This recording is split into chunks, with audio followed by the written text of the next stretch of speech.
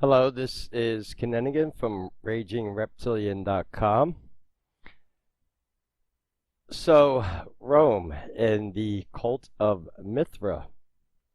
What is so special about Mithra in Rome? Um, I got quite a video here. Not only am I going to be screen capturing and reading some things, I'm going to give a theory on why Rome covered up the secrecy of the cult of Mithra so much. I also have some multimedia clips to show you. One of them being an actual sacrifice to the god Mithra, and a 9-minute video of me doing something on multimedia that pertains to the lecture on Rome and Mithra.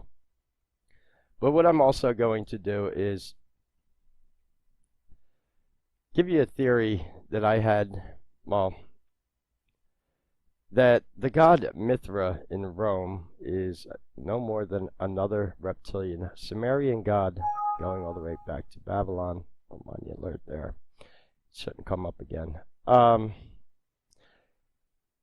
we're going to pull some bookmarks up. Now, usually what I tell people, even if you don't want to watch my lecture or my theory, but I have some pretty solid bookmarks, and I've been spending all day getting links together and figuring out how to tell this story concisely like I usually do and make people understand where I'm coming from with the theory that quite possibly Mithra is none other than the Sumerian sun god Utu or Shamash. And we're going to talk about what happened in Rome. So as I show these links, you'll get a preview of sort of what this video is about. And all these links will be in the description. So even if you don't want to watch my video, it's usually worth just stopping by to collect the links I gather together, because I usually get pretty good links. So I started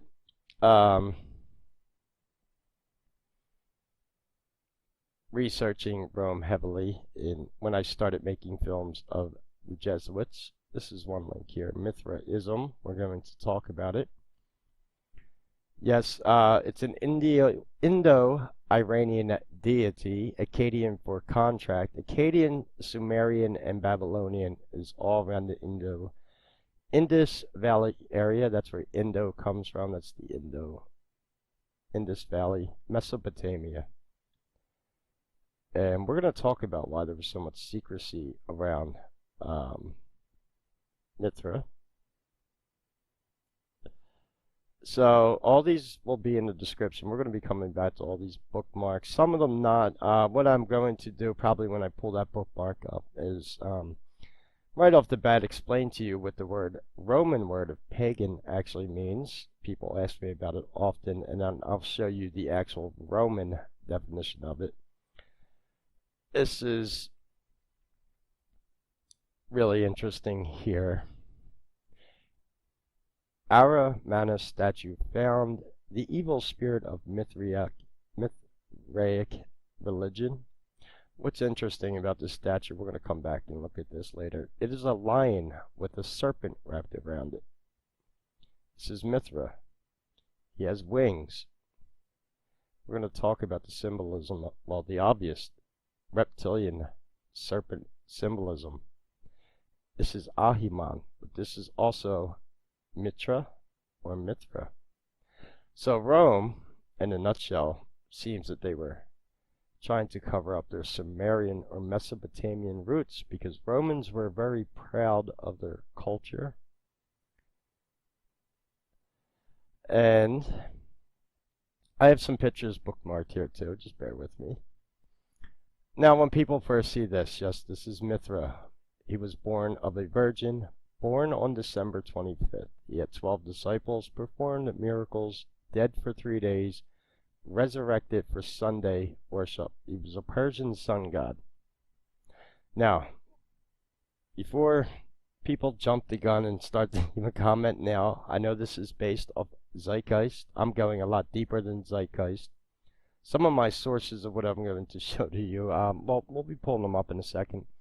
But yes, the other point I'm going to be making in this video is how Rome hijacked other gods and other religious pantheons and put their own Roman spin on it, and they did The same thing with Jesus Christ, because this was very important for them for the push of Catholicism, and we'll talk about that, and the Pope, and more importantly, the emperors of Rome.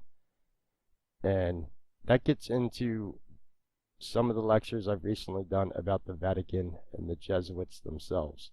Kind of going backwards. I started with the Vatican, but now we're going back to ancient Rome, which ties all the way back to ancient Samaria or Babylon. So the next bookmark here. So no, yes, some people might remember that from Zeitgeist. Now this is really important. Mithra is a bull cult. The video clip I'm going to be showing you with the sacrifice to Mithra is a bull being sacrificed. And yes, there will be blood. It is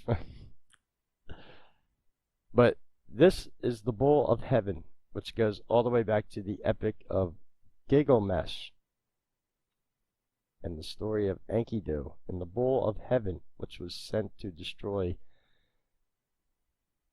Gilgamesh. Now, if you think, as humans, if we were biogenetically engineered by the Anunnaki or the Sumerians, the reptilians, we would also need a food source. We eat protein. Yes, we are carnivorous. And what is our main source of red meat? Bull. This goes back to another Sumerian text called Adapa and the Food of Life, which actually has roots and was the inspiration of all things. The Roman story of the Garden of Eden in the Bible that ties in with the serpent and the apple. What they try to do is cover it up by spinning around the story a little bit.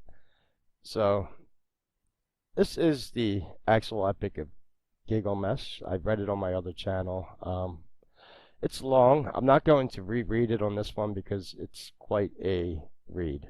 But if you want to and are interested, this translation is based on the Akkadian edition. Let me increase the text so you can see that. And this is really important because Mithra is an Akkadian god.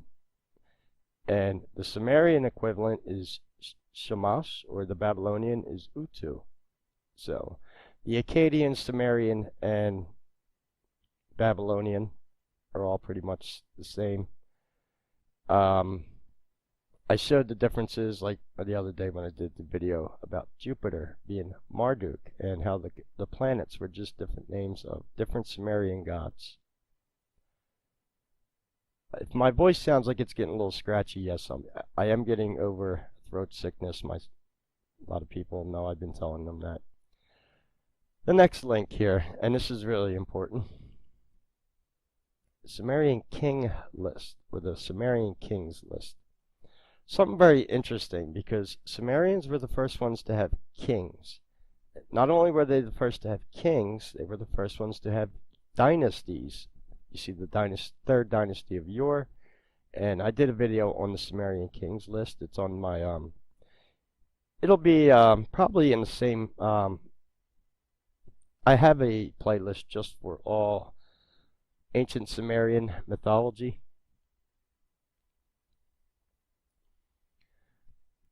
Now, in the Western world, we have kings. Rome used to have kings. Rome used to be a kingdom. I'll show you that. We'll pull that link up in a second. That's one of the better links I have here. And dynasties. There are more. China has dynasties. Egypt had dynasties. So there's a few borrowed terms here that are reoccurring, going all the way back with these Sumerians. Rome tried to make themselves out to be the apex of civilization when they borrowed a lot from ancient Sumeria, including, for example, their aqueducts. People think Romans invented that. Well, in Babylon, they had the hanging gardens of Babylon, which were irrigated with millions of gallons of water in the middle of the desert, and scientists and researchers still can't explain how they did it. That was the first aqueduct system, or irrigation. This pic here, that is Gilgamesh fighting the bull of heaven, actually, going back to Samaria. It's very difficult to see on this relief. This is the only one I can find, but you can actually see there's an eagle right here. Pretty interesting. This is another borrowed symbol from Samaria that Rome uses. The eagle. Yeah, it always revolves around the eagle. And here is the infamous logo of Rome. That is the eagle of Rome. You'll see that on anyone's law enforcement badge. That means you are employed by Rome, whether you know it or not. The SPQR. This is really interesting. Another mystery in ancient history. SPQR stands for the Senate and Peoples of the Republic of Roma, but no one knows what the Q stands for, and that's not a joke. No one's ever been able to figure out what the Q actually stands for. Very interesting. No, it has nothing to do with QAnon, before anyone comments on that. Ancient Text Library. This is one of the sources I use, and I figured I'd give people this link in the description here. This is the Academy for Ancient Texts. This is one of my sources. Obviously, I'm in the Mesopotamian part a lot, right here. But Jewish texts, you can go text there on Jewish mysticism and the Kabbalah. These are the authentic texts from ancient. The one that I usually go to is Mesopotamian. I'm going to show you this real briefly before I start talking about Rome. A lot of the borrowed things from the Amana Elish, I've read that. That is the Sumerian creation story. Adapa, which almost sounds like Adam. I've covered this. That is Adapa in the food of life. That became the story of Adam and Eve. The Code of Hammurabi. These are the 300 slave laws written in ancient Samaria on how slaves, us, should be ruled and what rights we should have. Those laws were also copied out of Samaria, not only by the Pharisees of the Babylonian Talmud, but also by the Romans, and we're still living by these same slave laws. The descent of Ishtar into the lower world, that is the creation of Lucifer. The 7 evils, these are the 7 evil spirits. Pazuzu being the most infamous of them, he was the inspiration for the Exorcist novels. Another Catholic theme going there, it's not by coincidence. And of course, the Epic of Gilgamesh. So just that link I gave you alone to ancient texts is pretty cool. There's a lot of interesting things you could find. Now, people may have watched this video. This ties in to more of the start of the Masons and Mystery Babylon. So if you're interested in that, I'll put this link in the description if you want to watch this half-hour video I made, The Reptilian Roots of Freemason. They hide their roots also. It's not just Rome. A lot of borrowed things come from Romans, such as with the Freemason. They tend to lean more towards the Egyptian pantheon when it comes to schools of magic. I'll get into Egyptian mysticism in the future. But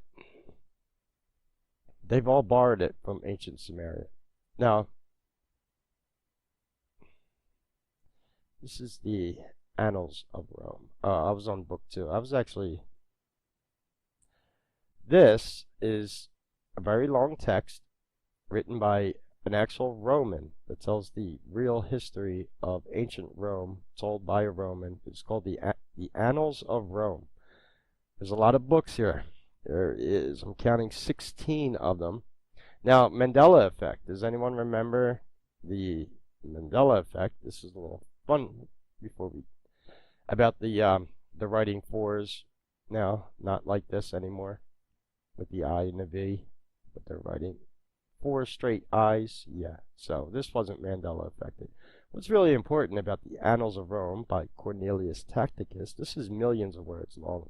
I don't know, one, how he wrote this with a pen and quill, but I will say this, obviously, I'm going to give this lecture from a human standpoint, but there was a lot of off-world forces behind Roman engineering. Writing the Annals of Rome, this text is humongous. I don't know how someone does this with a pen and quill, you want us to believe. But book one, this is really important. This is one of the clues.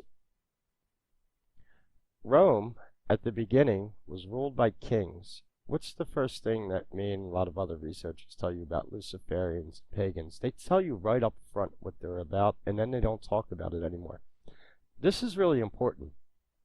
England, ruled by monarchy. There's a lot of monarchy throughout Europe. Monarchies, it's not what Rome was shooting for at the time. They didn't want to be your typical kingdom.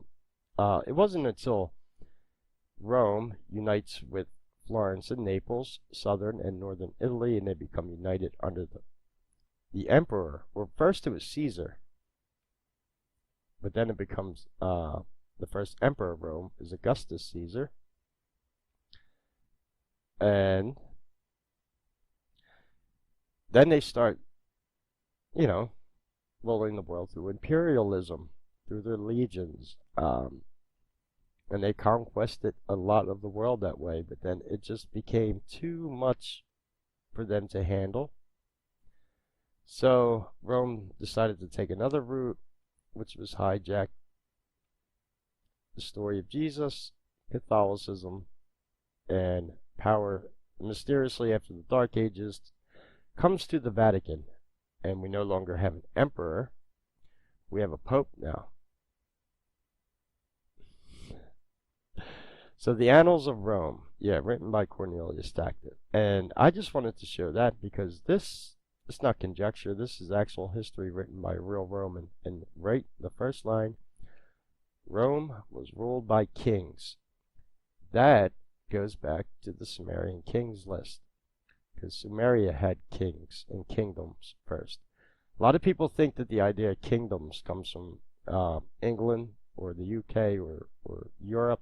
No, it's much older than that. And the next bookmark we have here. And don't worry. Then we're going to go back and start reading some of that stuff about Mithraism. This is the TV show that I'm going to show you the clip from. This came out in 2005 on HBO.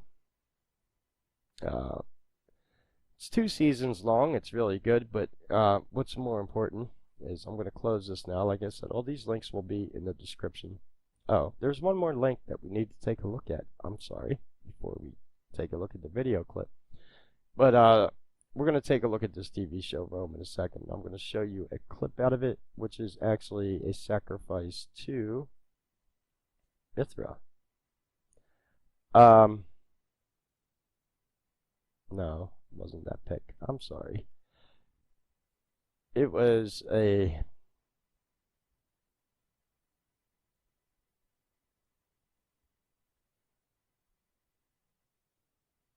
No. Just bear with me. I had a few pictures bookmarked. The other bookmark is an infamous one. No. Here, we'll just type it in. And I thought I bookmarked it. Maybe I didn't. Anyway, the Bull of Wall Street. And this one's really important because I'm going to show you something. This is the pic I had pulled up earlier. Now, this is the infamous Bull of Wall Street. And then after this, we're going to watch that video clip from the Rome show. Why is this really important? Well, a lot of people think this pertains to bullish or bearish markets, but no, this is a pagan reference to the commerce of Rome, and it's a tribute to Rome. It's a statue, very Roman-esque looking statue. They added this little girl. This little girl is not the, she wasn't originally in the first creation of this statue for Wall Street. What I like about this pic too is that right in the middle of this pic you have this little pigeon, this reptilian bird. So now when you go to Wall Street you have this bull charging at the little girl. It's kind of strange, isn't it? It's more in your face every day. The stuff that, yeah, she's just standing there and the bull's about to charge. I'm going to come back to this picture after I give you some of this lecture and right before the end of the video. And when you look at this pic at the end of the video, after I teach you what I'm about to about Mithra and the bull cults of Rome, you're going to look at this picture in a very different way. So,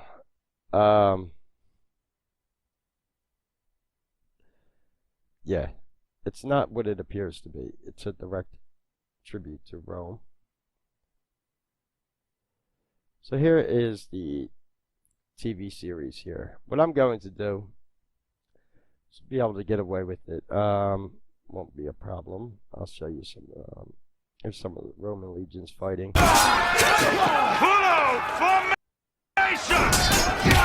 Yeah, it's a very brutal show. A lot of sex, a lot of blood, a lot of violence. If you like shows like Game of Thrones, Vikings, these are shows I watch. Nightfall, Britannia, The Last Kingdom. I love all shows about ancient warfare, mythology. It's where I get a lot of my, believe it or not, research in my free time when I watch these shows, because I get clips like this. Now what I'm going to do, this is the beginning of the sacrifice to Mithra. And then we're going to talk about this too, because in this clip, you're going to see a woman actually performing this sacrifice. And it was very uncommon for women to perform this. It was always exclusively for men. These rituals were held in secrecy in caves because they weren't actually held inside the walls of Rome. It was very taboo to engage in this Mithra ritual because it's got very Akkadian roots. And I believe the symbol of the bull ties in with Dapa and the food of life and the creationism. Yes, it is our main source of red meat protein now, isn't it? Not only that, but we get milk from cows. So, what have you with that? There's a lot of symbolism. They refer to our galaxy as the Milky Way. And the moon is made of cheese. Yeah, I know. So I'm going to embed this clip right into the video. And then we're going to come back and read about Mithraism.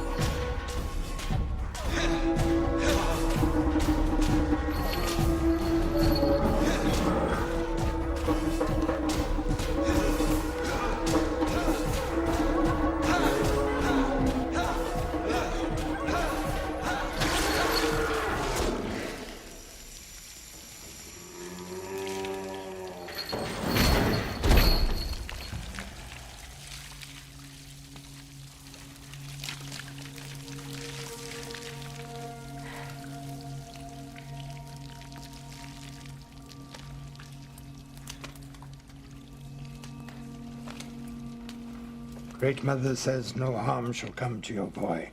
Good. Okay, did you like that clip? Yeah, I figured I'd show that because this is another bookmark. Yeah, yet another, but this one I'm going to pull up and talk about right away. And that is the infamous word I use a lot, which is paganism. Oh, this is the Roman definition, obviously. What does pagan mean? Well, it specifically pertains to people who practice a pantheon of gods, multiple gods, and engage in either human or animal sacrifice to their gods. Or you want militia Christo, which is soldier of Christ, which was the later adaptation of Catholicism. Now, right on Wiki, yes, I use Wiki to be kind of, you know, because YouTube links to Wiki now. So this is what paganism is, according right to Wiki. This is two women here. Romanticized depiction from 1887 showing two Roman women offering a sacrifice to a pagan goddess. Could be either Venus or Diana that they're sacrificing to there. Yeah, and that's what. So if you're not engaging in human or sacrifice or animal sacrifice to your gods, you're not paganing right, or you're probably just a disillusional atheist, and atheism was invented by the Luciferians, as per Albert Pike. I'm not suggesting that you engage in human or animal sacrifice, but this is the difference. This is really what real paganism is and what I talk about. It isn't a something that should be taken lightly, and which is why I wanted to show that clip of the sacrifice to Mithras. Strangely enough, too, in that show, being done by a woman when that was usually done by men, and that would have been done in secret. Another bookmark that I had that, this one here, which I didn't pull up earlier. This is another link. First, after I talk about Mithraism, the Mediterranean bull cults. Because this was a reoccurring cult that went all around the Mediterranean. Again, I believe it deals with, and this is something I want to talk about with paganism. I just said people who engage in animal or human sacrifice. Well, let's say you're a hunter and you're hunting for your family. Is that considered animal sacrifice? No, it is not, even as per the Bible.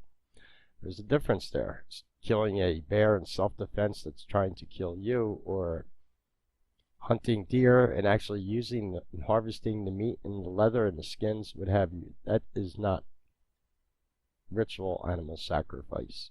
No, there is a difference there, obviously. Now, if you are just shooting animals for sport and not doing anything with the corpse and just leaving them there, that's a slippery slope right there.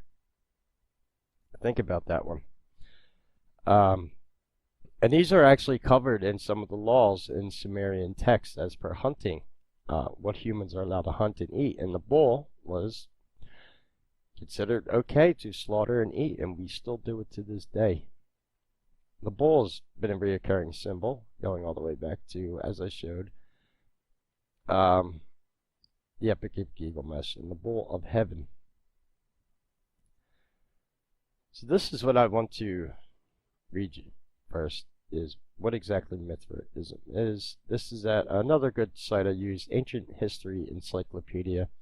It's kind of mainstream, but they do a pretty good job at just covering the mainstream mythology of a lot of subjects. It's obviously why I give my own conjecture, because there's always big gaps that they leave out, even some questions they can't answer.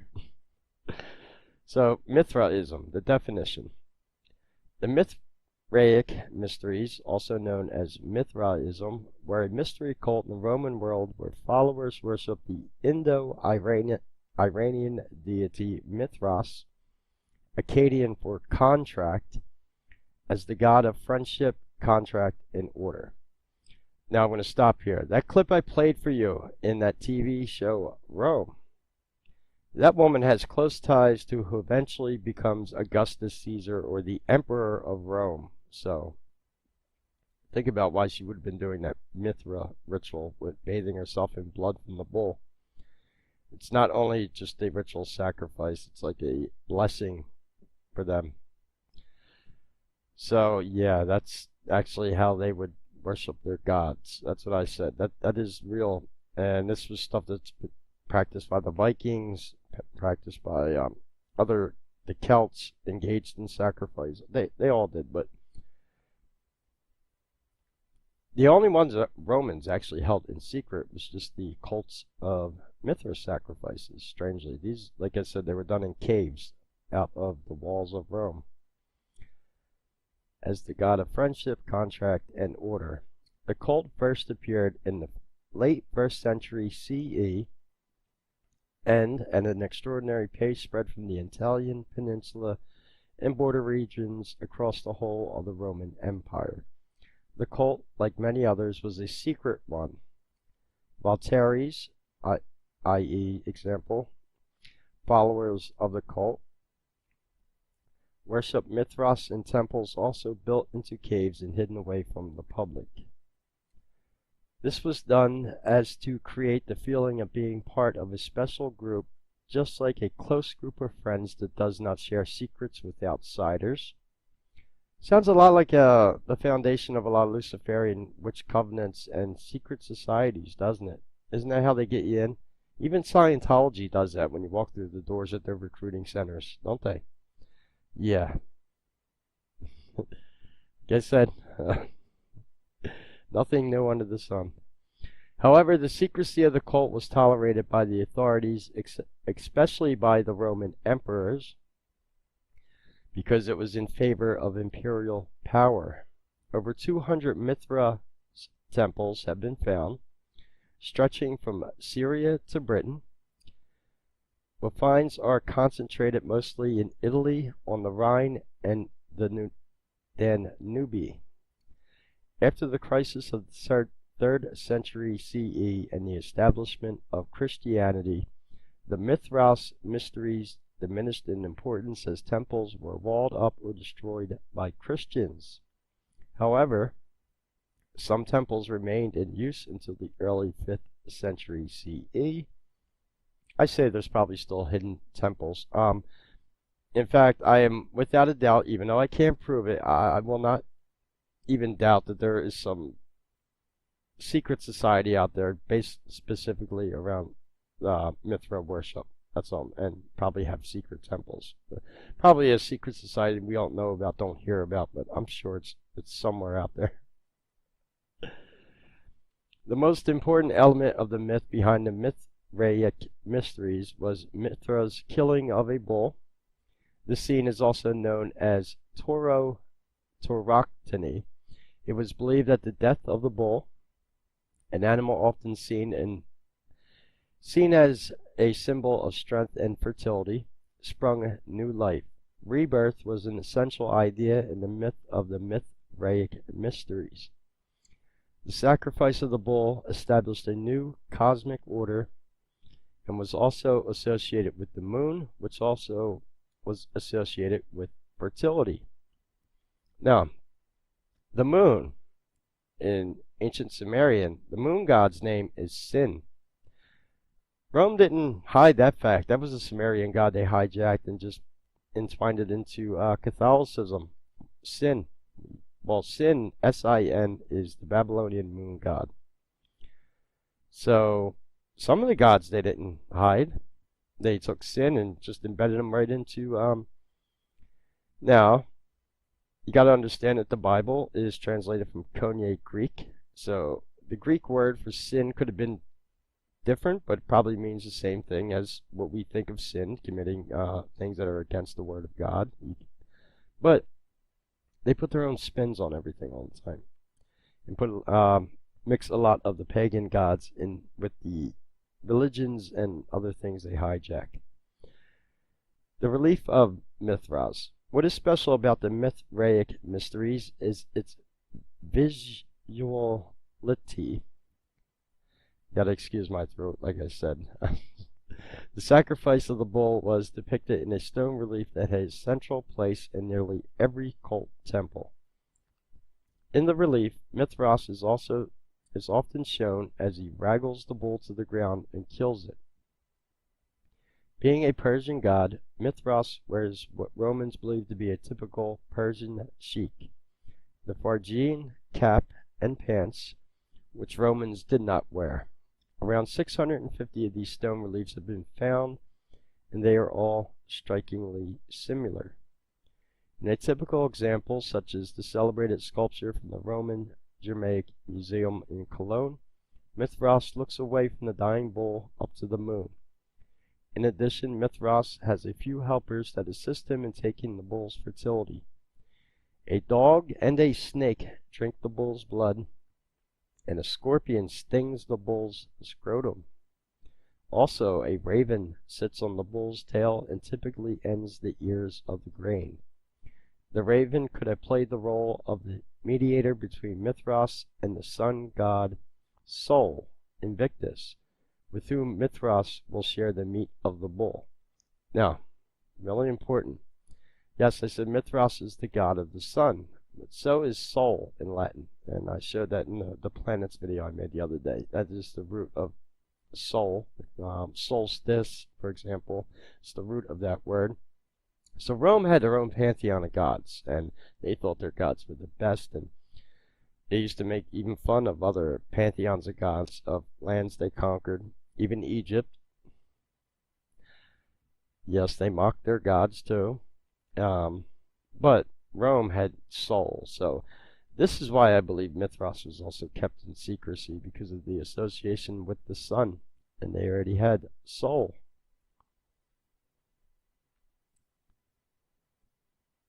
Here's a, well, you've seen the ritual video. This is a relief. The bull sacrifice relief was typically placed at the end of the temple, which was essentially built like a stretched out roaming dining room. An aisle flanked by two broad raised benches. However, the sacrifice of the bull was rarely enacted by the worshippers themselves. Worshippers did imitate how Mithras shared the bull's meat with Sol, as fragments of dishes and bones of animals that have been found in these temples testify. High-quality pork, chicken, and large quantity of wine were consumed in high-spirited cultic feasts that connected the worshippers to each other and to Mithras. So, yeah, Mithras is sharing the bull's meat with Sol, the Roman sun god. The Persian god is sharing the bull's meat with the Babylonian.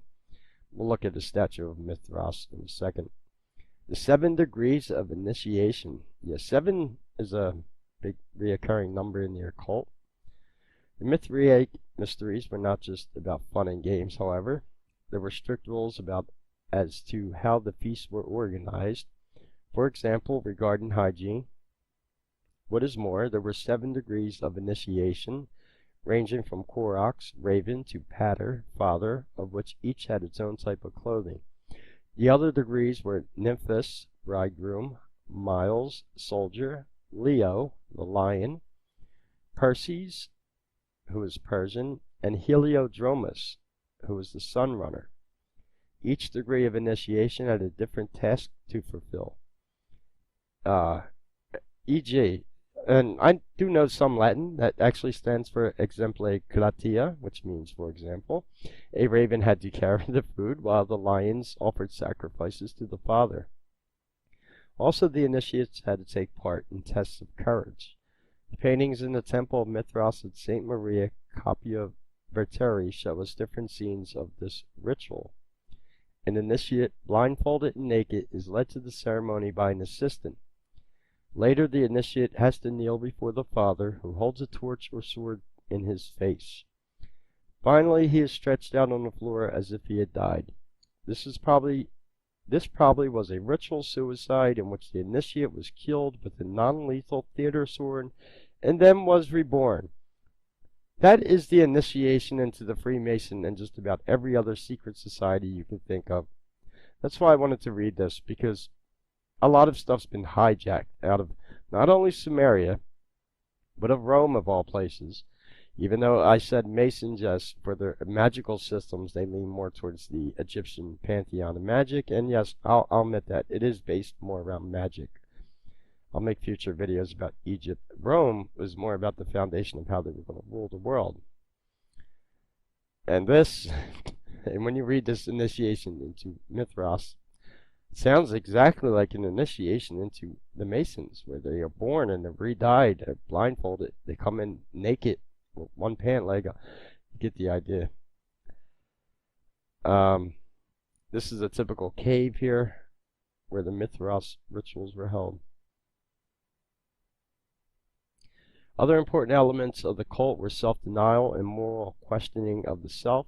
For example, as the Christian author Tertullian tells us, around 200 CE, a crown was placed on the initiate's head, which he had to reject, saying, "Mithras is my true crown." Now, going back to Jesus, the Romans were the ones who put the crown of thorns on Jesus' head. Remember that.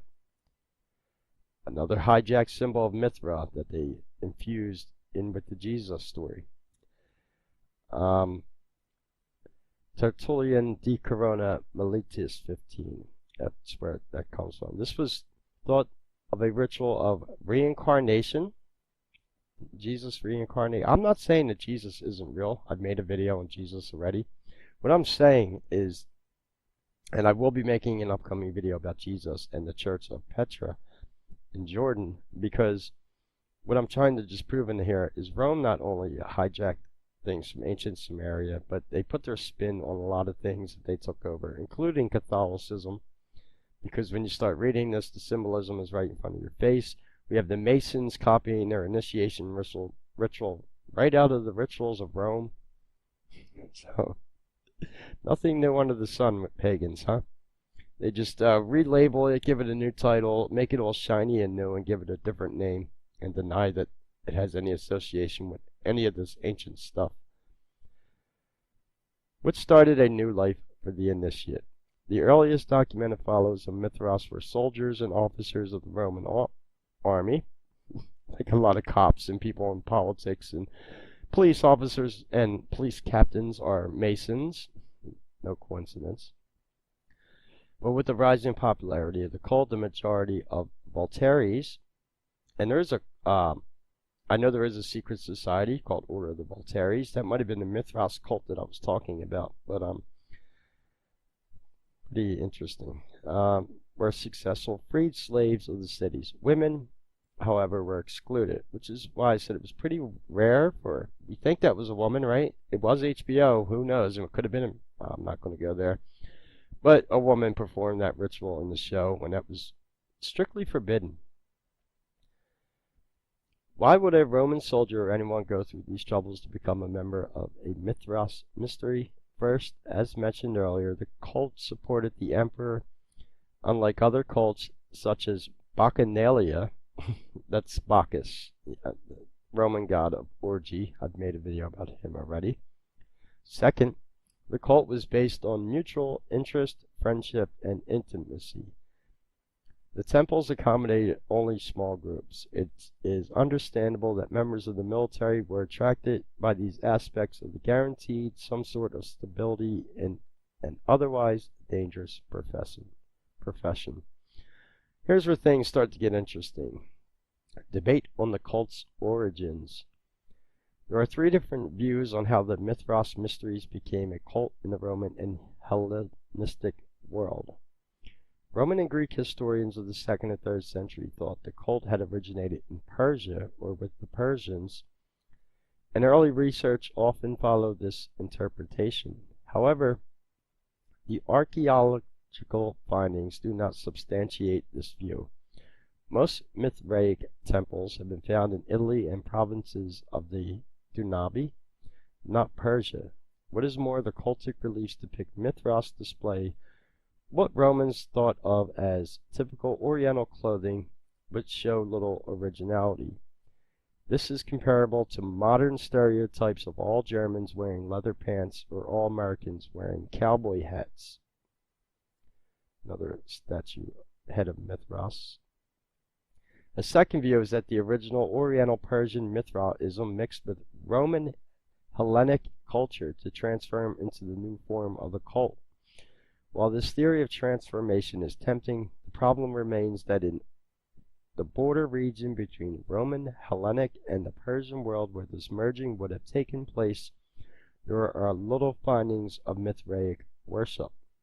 Going back to the Masons, when you become a Master Mason, you can become an order of the what is called the Mystic Shrine. It is in Arabic. You take an oath on the Quran, and your initiation rituals are all based around Mecca and Medina and Islam, and that is the Order of the Shriners.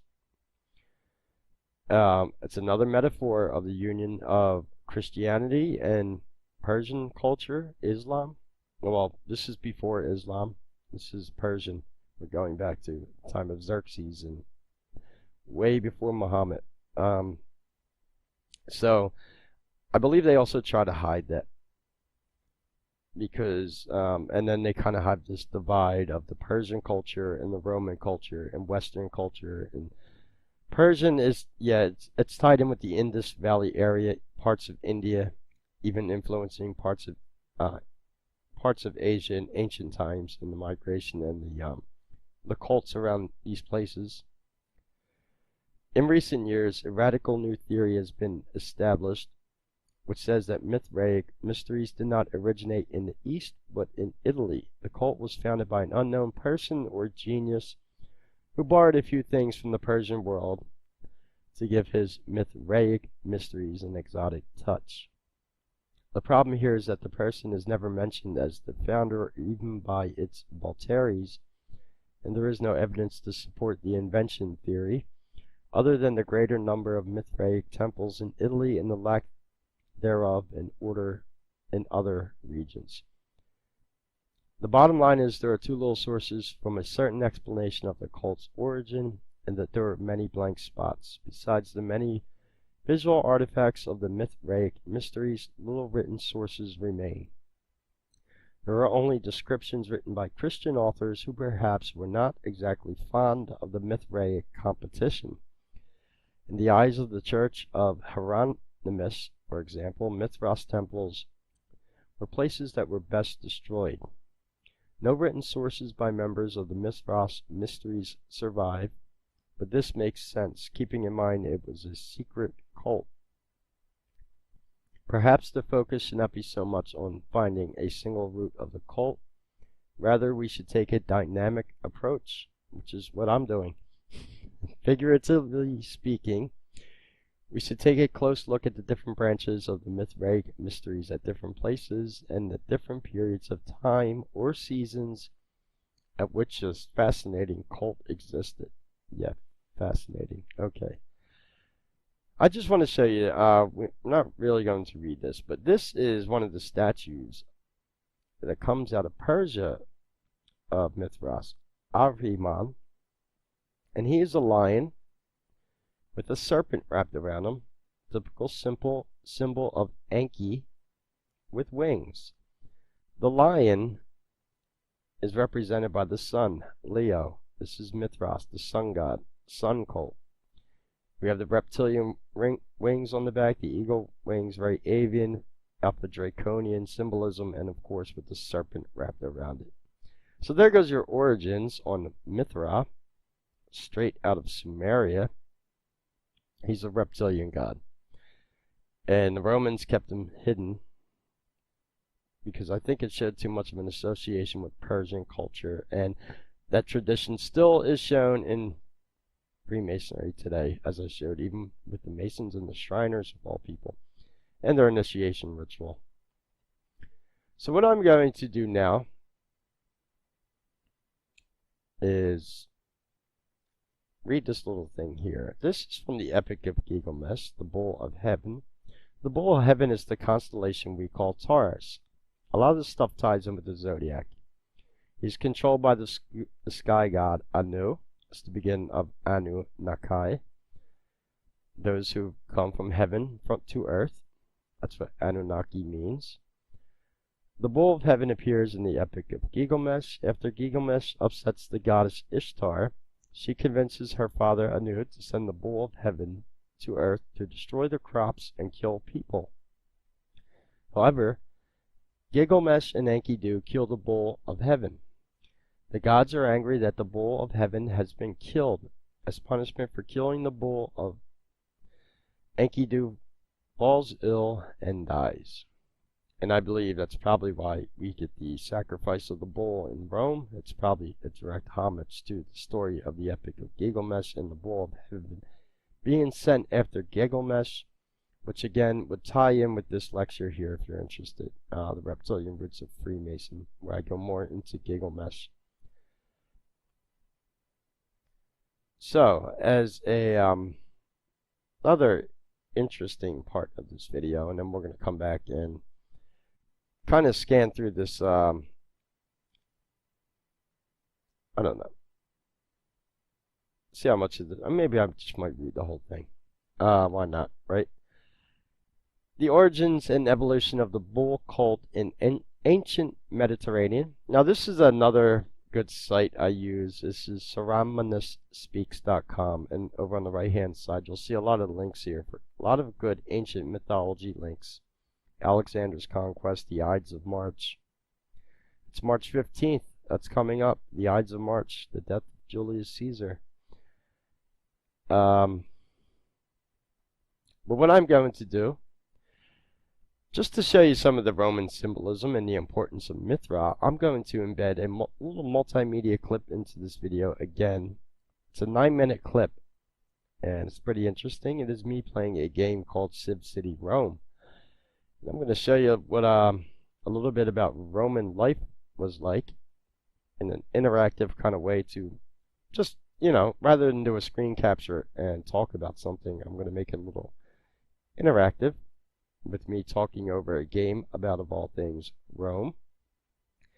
And then we'll come back and take a look at this Mediterranean bull cults, and I'll sum up the theory for you, kind of what's going on here. I think you're starting to get the idea. Mithra is a reptilian Sumerian god, and it was fighting for the honor of being the sun god with soul. So they hid these religions, and they also wanted to hide the Persian roots of these religions, because Rome are a proud people, and their gods were the best, and their civilization was the best, and they invented everything they did, and they had the best gods, and we didn't borrow anything. Well, they stole a lot, a lot. And pagans are still stealing, just like I showed you with the Masons. So anyway, I'll let that clip play now. Okay, welcome to the interactive multimedia part of the game. The game is loading. Civ City Rome. What does this have to do with the cult of Mithra and your lecture? Well, it actually does a lot, and for the second part of this lecture, it's going to make even more sense. So this was a game, just let load here, made by Firefly Studios, the makers of the infamous game Stronghold, and also Fix Firaxis, who makes Sid Meier's Civilization, another favorite game of mine, a game I actually own on Steam. So,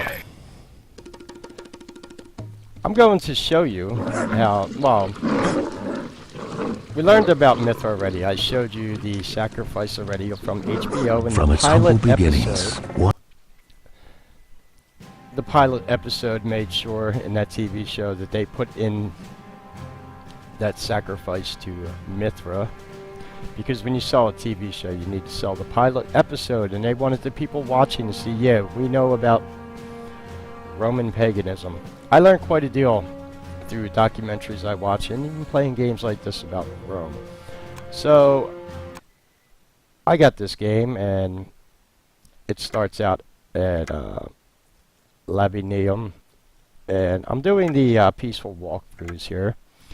Then I'm going to get to the military campaigns, and we're going to the island of Creta, which is where, now you'll, Hail, Censor! It seems that I, too, have been favored by Caesar.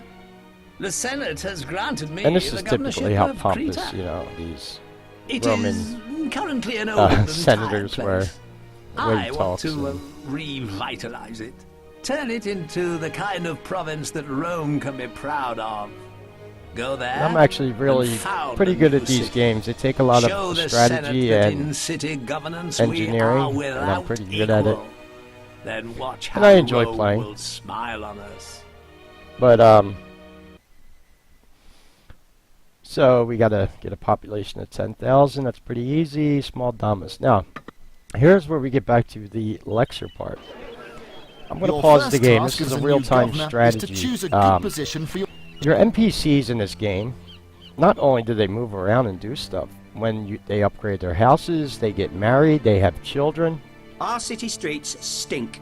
Yeah, We need so I more gotta build street this city cleaners. up. Now, over here, what they are calling, quote-unquote, I gotta close this window. What they are calling, quote-unquote, religion. Now this is really important. This actually ties in with the cult of Mithra. Governor, immigrants are arriving in the city. Let me pause the game for a second here. Like I said, this is real-time strategy. So, we have a Temple of Mercury, Temple of Diana, and Temple of Mithras. That is Mithra. And these are the three basic temples that you can build in the game. Obviously, you got to research and get marble. Then you're able to build bigger temples, and that encompasses the Temple of Bacchus, the Temple of Jupiter, and the Temple of Venus.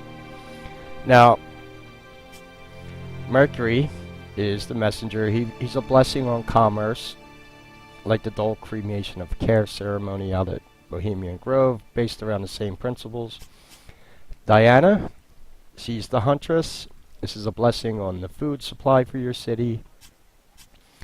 And Mithras, beloved of soldiers. That's all they say. It's still shrouded in mystery.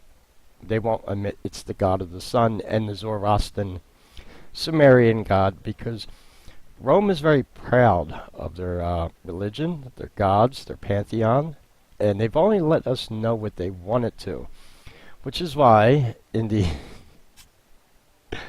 second part of this video, I'm not actually going to sit here and play this game. It's fun. You know, if you just want me to do, just leave me a comment. I'll screen capture me playing this game one day. I just want to come in here for the principles of showing what they, now, like on this level, these are the peaceful missions. In each game, there's more requirements that your citizens have. And so, in this game, in Crete, I can build a small amphitheater, and I can have a Rhetorius school, which City happiness is rising. they're gladiators. And then as your spectacles, see, and then you can build chariots, colosseums. You got to research all that. Commerce. Yeah, this is really important. Commerce goes back to, I gave the lecture on British maritime and admiralty law. That goes to Roman commerce. And you got to build stuff for your citizens. Tunic shops, olive press, bakery, fruit stand, fishmonger shop for the boats that are fishing out in the ocean over there. Winery. Mill to make bread.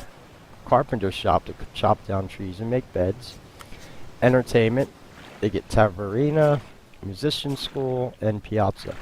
So Rome was figuring that to spread their civilization, and they actually did this in history when they conquered barbarian civilizations, as they say. They would bring the quote-unquote Roman way of life with them and actually build stuff like this in the city. So that part of the game is pretty accurate, but here's, not on this board. It's kind of funny, and because they don't have it on this board. This is a board where you obviously have to fish for, there's goat farms in this game. Yes, goat. The Baphomet farms, that's what I call them. Pretty funny. So, the other thing I think that they're going to require on this board, here's the aqueducts. Now, aqueducts, a lot of people think this is distinctly Roman. No. This goes all the way back to Babylon also, going back to the Hanging Gardens of Babylon, where they brought millions of gallons of water in to irrigate those plants every day. Scientists still can't explain how they were built. There were other worldly forces at play in a lot of this engineering that comes from, quote, Rome. But at the end of the day, it's all Sumerian based. So, we have to... Oh, here... In this level, this is kind of a little disturbing here, but this goes back to Sumeria also. I have to build a slave market. Rome were some of the biggest slavers in history. A great deal of the Roman population were slaves. That's why they were very culturally diverse in the city of Rome, because they brought slaves in from all around the world. In parts of North Africa, some of their legions were actually African. Yeah, not all Roman legions were Italian. A lot of locals would sign up and become Roman legions from different areas of the world. And a lot of that history actually ties in with the game, even in this game.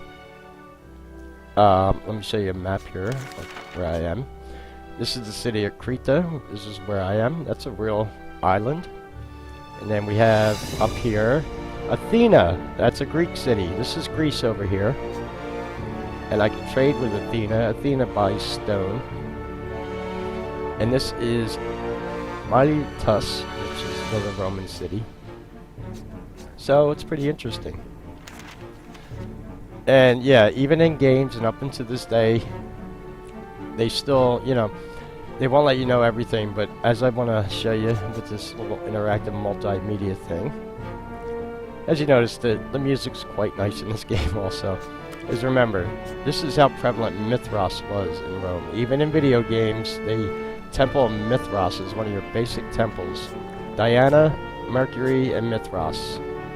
There you go. There's the Roman Trinity right there, right? Oh, that's not by chance either. They set it up in the game like the Trinity. Two male, one female, obviously.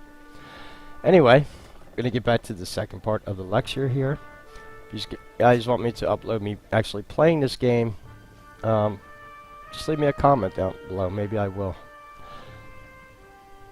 Okay, so did you enjoy that little gameplay right there? It was kind of fun. Like I said, people want me to show playing that. I have another surprise clip actually at the end of this video, another multimedia clip.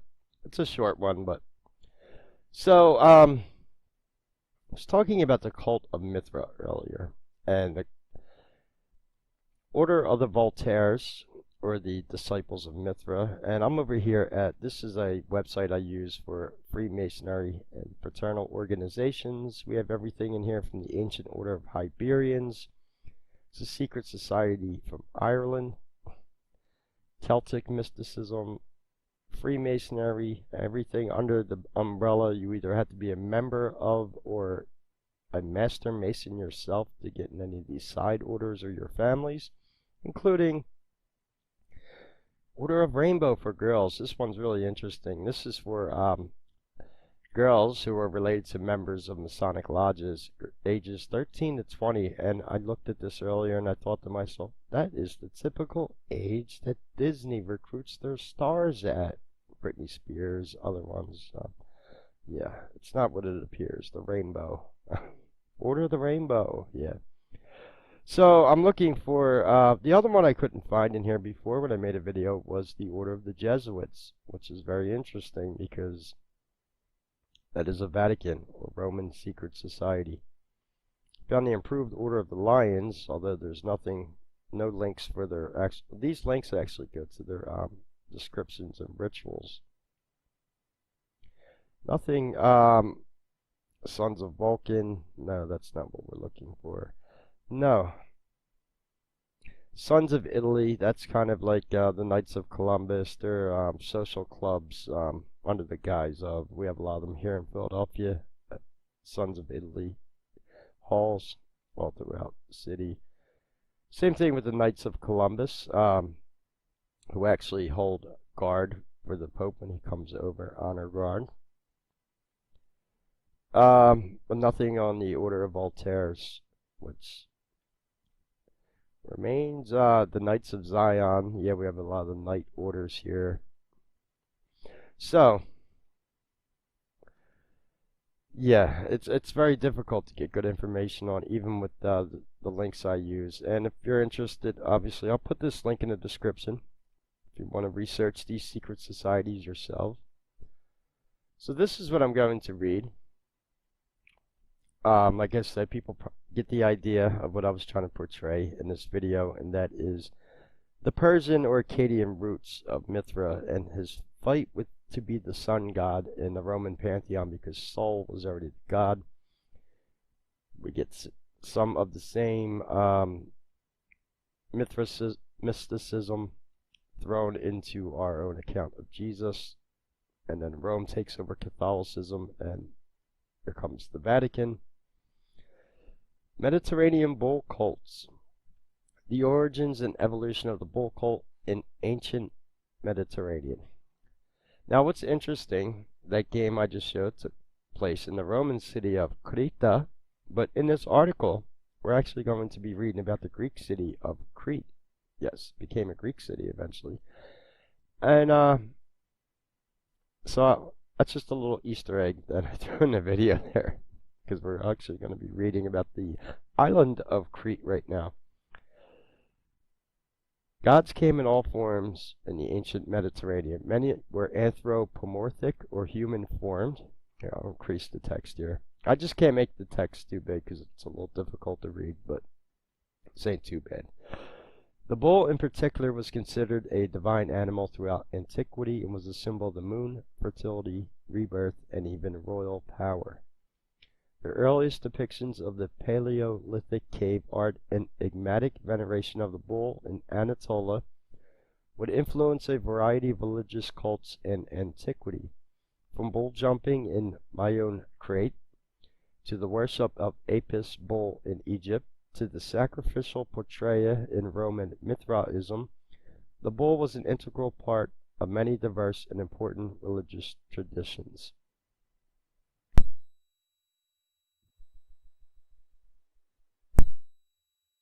A sip of water there from my throat, so I muted my mic. The other thing that I want to point out, Rome, ancient Rome, has very close ties to Spain. Bullfighting is very prevalent in Spain, obviously, and what does that portray? It's more or less the sacrifice of a bull in a public arena. Not only just the sacrifice, but the actual torture of it, if you've ever seen a real bullfight. That is a direct homage to Rome and Mithra. The Roman sword, the gladius, is borrowed from Spain. This is how close their ties are. That is the Spanish short sword the Roman legions used. And the first popes in Rome to ever not be of Roman origin were Spanish and Spanish nobility. I'm going to make a video in the future about Spanish nobility. This is stuff that occurs around the Renaissance era. So very interesting ties with Spain even, and the bullfighting that occurs in Spain.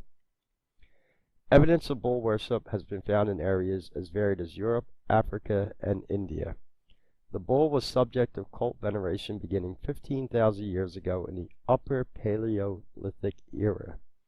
One of the greatest representations of the bull from the Upper Paleolithic is the cave painting at Altamira in northern Spain. The ceiling of the cave is covered with impressive paintings depicting a herd of extinct bison. Even though no evidence has been found indicating rituals centered on the bull took place at Altamira, it is interesting to note that the initiation ceremonies from some later mystery religions in Asia Minor and Greece took place in caves. It is possible bull worship, which began with these cave paintings and evolved over thousands of years, influenced the roots of religious ritual to take place in caves or darkened temples. Well, caves. Yeah, where do those caves lead to? What's living in those caves, right? You seen the statue of Mithra again. I showed you. That was a very reptilian statue.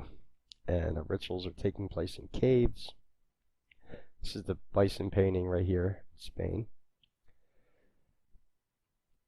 In the ancient Near East, the earliest evidence of a bull cult was found at Katal Hayuk in Anatolia around 7000 BCE.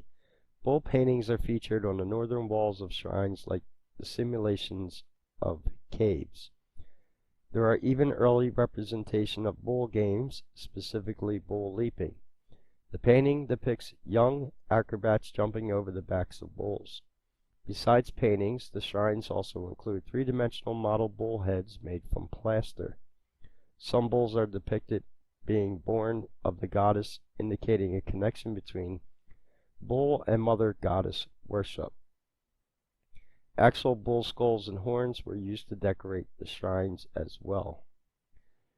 The imagery of the goddess and the bull, as well as the vulture show, the religious beliefs of the inhabitants of the Katul Hayuk were focused on death and rebirth.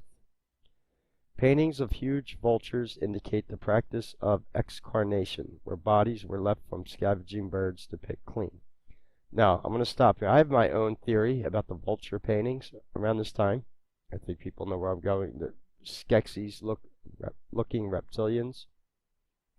In Islam, they have certain types of the jinn. The jinn in Islam is actually just a slang word meaning occult or paranormal. But they have specific jinn that actually shapeshift into vulture-esque looking creatures. So, and yes, it is about death and rebirth, which is a reoccurring theme, and reincarnation, the same thing that they intertwined with Catholicism and Jesus. Huge vultures indicate the practice of excarnation, where bodies were left for scavenging birds to pick clean. The first stamp seals, which may have been used for body and textile decoration, were found at Katel Hayuk. Seals bearing the image of the bull were especially common. Migrating people and traders from Katel Hayuk may have brought their religious and ritualistic practices involving the bull to other areas over the next several thousand years. In Mesopotamia, the bull was to become a symbol of divinity rather than just an object of cult veneration. For early Sumerians, the bull symbolized divinity and power. Their chief gods, Enki, Enlil, and Enki, would be honored as the great bull in song and ritual, and bulls would occasionally be represented on stamp seals with the gods. Images of bull sacrifice have also been found engraved on Sumerian seals. The scenes depict a bull being stabbed in the throat could be the first evidence of bull sacrificial rites in history.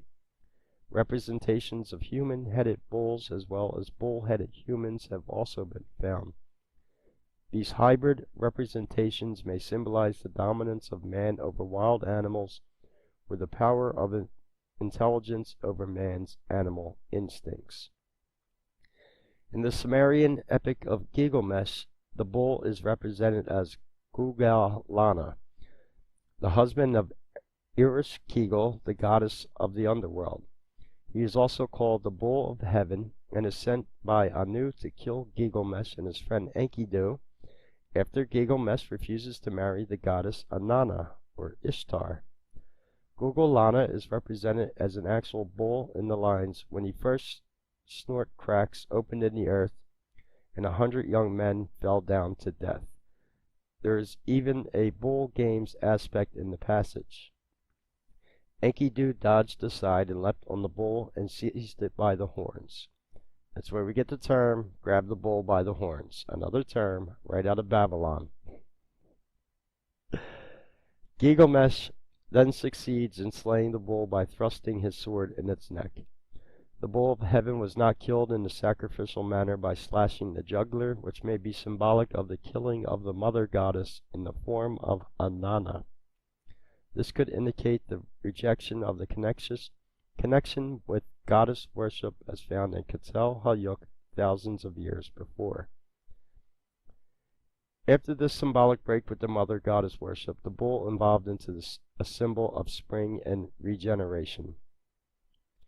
Many cults in the future would use the bull as the principal ritual sacrifice, especially those related to the sun, like Roma Mithraism.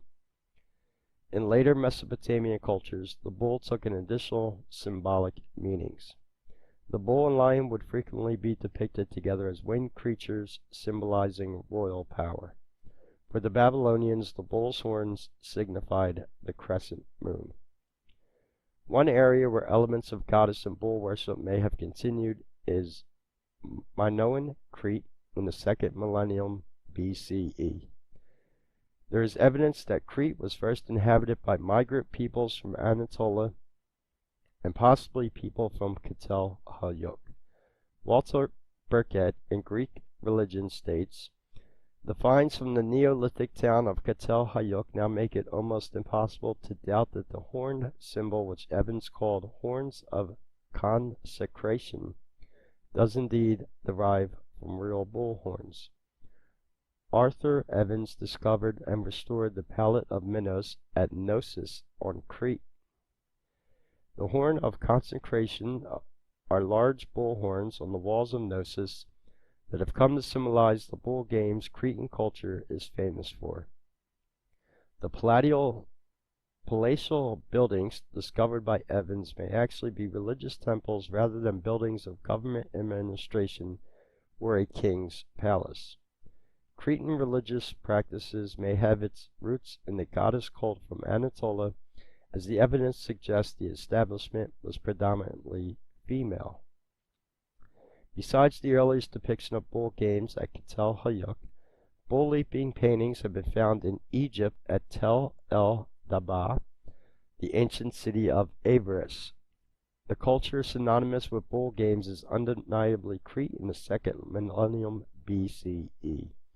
The earliest representation of bull leaping on Crete is from a pottery figure dated to circa 2000 BCE, which depicts small humans holding the bull's horns. The wall decorations at Gnosis show human figures, some women dressed as men, gracefully jumping and performing acrobatic feats over the backs of bulls. Over the backs of the bull, it wasn't plural. Other representations depict wrestling with the bull and images of unfortunate bull leapers being thrown, trampled, or ghouled by the bull's horns. Now, when I read that, that sounds a lot like Spanish bullfighting. The bull leaping representations have been broken down into 3 types: Evans' schema, the diving leaper schema, the floating leaper schema. Evans' schema shows the leaper grabbing a running bull's horns and somersaulting, then landing on the bull's hind quarters.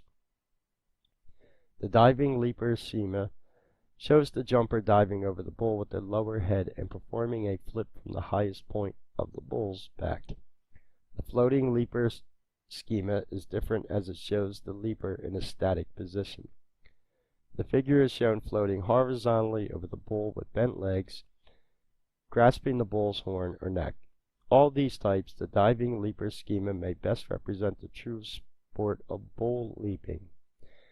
Evans' schema seems too dramatic and dangerous to be accurate, and the floating leaper schema representations are dated to a later period and may only be an artist's interpretation of his sport from memories of the past.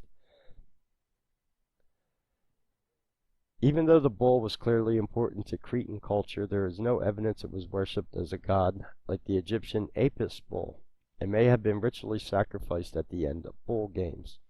There is a sarcophagus at Aghaia Triada on Crete, which may depict a bull sacrifice. On one side of the sarcophagus, the bull is shown lying on the table with its throat slashed while the blood is collected in a vase. The other side of the sarcophagus shows a woman pouring what is possibly the bull's blood into another vase, say it either way, for an offering. The entire scene may show a ritual where the bull's blood was used as a symbol of rebirth for the deceased. In Greece, some aspects of bull cult connected to Crete continued. The mythological stories of Theseus and the Minotaur, and Zeus and Europa had roots in Cretan culture. In the myth of Theseus and the Minotaur, the Athenians were required. Now, going back to the little media clip I put in there, the trade route, I showed you the cities in that game that were around me in Crete. One of them was Athena. Pretty interesting. I like, because as you're seeing all these cultures going from Spain to bullfighting to Crete and Athena, all revolved around this bull cult. And that was one thing that Rome couldn't leave out of the cult of Mithra. So that's why I believe they kept it in secrecy. The Athenians were required to periodically send young men and women as an offering to King Minos of Gnosis, where they would be sacrificed to the Minotaur in the labyrinth. Now, that is also a lot like the ritual of Molech. The bull depicted Canaanite Molech. Yes, he is a bull with horns, and they sacrificed children to him. These are all rituals that are just rebranded and repolished, like I said earlier. Theseus travels to Gnosis on Crete and slays the Minotaur, freeing the Athenians. In the story of Europa, Zeus arrives in Crete in the form of a beautiful white bull, then transfers into his human form and fathers 3 sons on Europa, one of which was King Minos. The bull cult rituals in Greek rural areas were sacrificial and were often held in caves. The bull would be identified with a god, usually Dionysus, Zeus, or Poseidon, and the sacrifice of the animal would symbolize the god's death and rebirth. Dionysus was also sometimes represented in man-bull form with horns and was honored at fertility festivals. A bull sacrifice was even included as part of the Eleusinian mystery cult of Demeter and Persephone. With the word phone. Yeah, a lot of symbolism right in front of your face. In Egypt, the bull cult was included a wide variety of aspects, including sacrificial rites, identification with the gods, and the symbol of the king and royal power. It is the most important center for bull worship in antiquity. The earliest evidence of the bull cult in Egypt is from the pre-dynastic period and is found in a tomb at Hyrcanopolis. Tomb 100, unfortunately destroyed and only preserved in drawings. Oh, how convenient. Yeah, we hear that a lot with a lot of these ancient dig sites. It mysteriously destroyed consists of a grave where a bull, cow, and calf are buried together, covered with a makeshift canopy. Wild bulls are painted on the tomb walls as well as scenes of hunting and warfare. When Namur unified Upper and Lower Egypt, the bull became a personification of the king and a symbol of royal power. The bull Palate is associated with Narmer, and each side depicts the king as a bull trampling or goring his enemies. The bull was also used as a funerary decoration during the First Dynasty. Tombs 3504 and 3507 discovered at Saqqara feature bull's heads surrounding the perimeter of the tomb. Tomb 3504 included about 300 of these heads. At each site, the bull's heads were made from clay but were finished with real bull horns, similar to the plaster heads found at Ketel Hayuk. Also at Saqqara, a genuine bull skull was found buried under an altar in the funerary complex of the Step Pyramid. The bull skull clearly had special meaning for the Egyptians of the First Dynasty. Satanists and Luciferians still dox bull skulls. It still happens. The cult of Apis bull was also originated in Saqqara in either the First or Second Dynasty. The Apis was worshipped as the embodiment of the power of the god Ptah. Ptah is the highest god in the Egyptian pantheon. I made a video about the Egyptian gods. I'm going to do some more videos on Egyptian mysticism in the very near future. The Greek historian Herodotus describes the Apis in the histories. Now this Apis were Apophis, is the calf of a cow which is never afterwards able to bear young. The Egyptians say that fire comes down from heaven upon the cow, which thereupon conceives Apis. The calf, which is also called, has the following marks. He is black with a square spot of white upon his forehead and his back, the figure of an eagle. The hairs in his tails are double, and there is a beetle upon his tongue.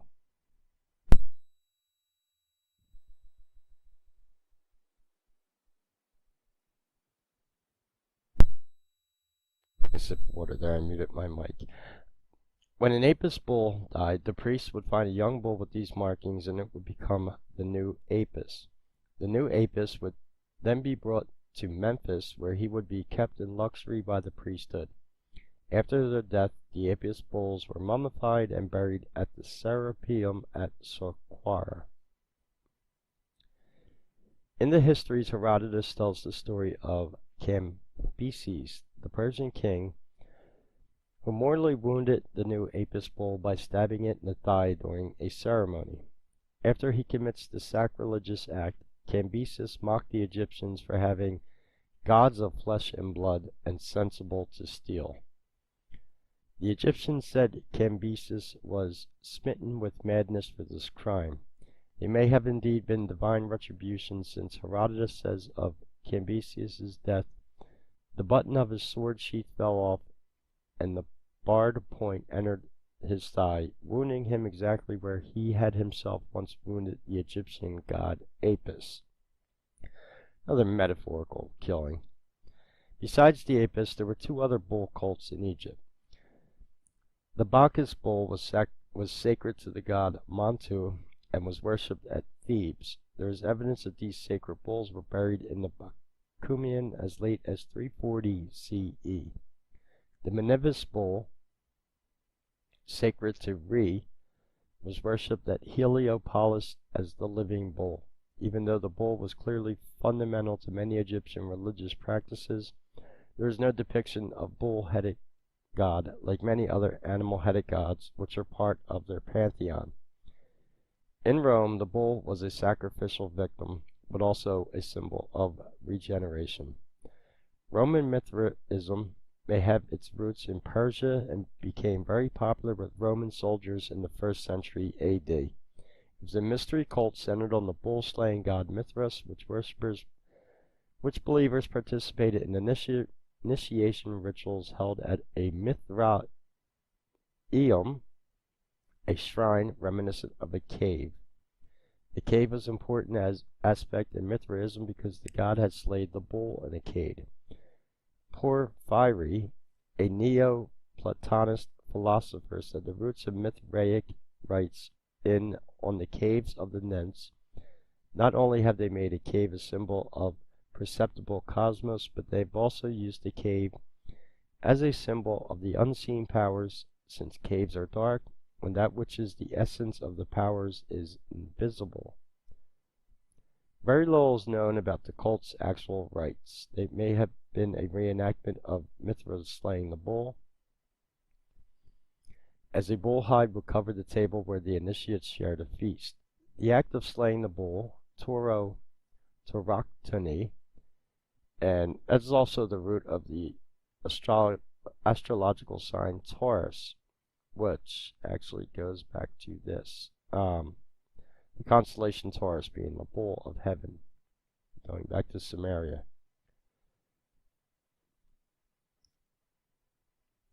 Was depicted on reliefs found in every Mithraeum and symbolized transformation. Manfred Claus in the Roman cult of Mithras, the god and his mysteries, graphically describes the act on a relief. Beneath the arching roof of the cave, Mithras, with an easy grace and imbued with a youthful vigor, forces the mighty beast to the ground, kneeling in triumph with his left knee on the animal's back or flank, and constraining its rump with almost fully extended right leg. Grasping the animal's nostrils with his left hand and so pulling up its head to reduce its strength, the god plunges the dagger into its neck with its right hand. The animal's throat rattles, the tail jerks up, it dies. In Mithraism, the bull represents the moon, a symbol of death and rebirth. Mithras represents Sol Invictus, the invincible sun, whose sacrifice of the bull brings light and creation. So, you're getting the idea. This has Persian roots even going back to Egypt, of all things. Read the end here. The bull cult was clearly an integral part of many religious practices in ancient Mediterranean. The question is why the bull, above all other animals, remained such a powerful symbol for 15,000 years. And I'm going to stop here because the rest of this is just kind of conjecture from the person writing this. They did a good job of covering this, and we're in agreement. It has Persian roots. But I believe the reason why the bull is the symbol, obviously, is because of the food it creates for us. It's one of our main sources of red meat and protein. Cattle. We're referred to as cattle by our Roman, slaves, by our Roman emperors. So now I hope you understand the connection between Sumeria, Rome, and why they hid this cult of Mithra. And I said I had another surprise video at the end of this. It's about 2 or 3 minutes long. It's pretty interesting. I'm going to play it in a second and kind of say goodbye to you. All these links will be in the description. I have a lot more to cover, not only with Rome. This is just one cult of Rome. This is just Mithra. There's a lot of gods. But also I said I will start getting into more of the Egyptian mysticism. And as you read from that article, the Apis bull in Egypt, the bulls in Crete and in Greece, and it's just a reoccurring theme throughout all these things, and they all originate from Sumeria, or the reptilians in Babylon. Just everything has been rebranded and given new names and new labels. As for me, as a researcher, I'm starting to realize, one, there's a good and bad thing to that. One, I do a lot of research into different ancient mythologies and pantheons, only to find out that I would have just been better off studying Sumerian more, which I did, then coming back and studying these other ones, and you'll see the connections, which is how I did it. I studied Sumeria first. Then I moved on to Rome, Egypt, Europe, England, and it just puts the puzzles of the pieces of the puzzle together easier. Same soup, different bowl with all these gods. So, the bull god is ultimately Utu or Shamash. That's his reptilian name from Babylon. He's the sun god, competing with Sol Invictus, which is the Latin name of the sun, Sol. So, got another 2-minute clip for you to watch here. Like I said, all these links will be in the description. Okay, so did you enjoy the lecture on Mithra? I thought I would throw this in at the end of the video. This is Civ City, Rome again. And I thought to end the video, I started building Creta up. I actually, because there's a lot of downtime in between actually video production, everything from getting all the links together to telling the story, but what we're going to do to end the video is we're going to build some temples of Mithras. There's the temple of Mithras. Now they need a temple over here also. And then when you build a temple for one god, the other gods get jealous. The temple of Diana, the temple of Governor, Mercury. we have very little money left. It's alright. I get that money back quickly, because taxes go up as I build these. So, Good news, Governor. The Senate has granted us a loan. yeah, they loan you money in this. But once I get trade going, I don't have to worry about that, because you see my trade ship that's almost built over here. We then open up trade with Athena. We sell them stone. That just cost me $1,400 for the trade route. I have a stone quarry over here, and this is how you build a Roman city. Yeah. And of course, we have the temple of Mithras, the Sumerian god, who quite possibly is Shamash or Utu, the sun god. Anyway, I hope you enjoyed the lecture. If there's any questions or comments, leave them below. If anyone is able to help us out through Patreon or through the donation links below, it's highly appreciated. And thanks to everyone who has. And until we speak again, this is Kinninigan, and take care.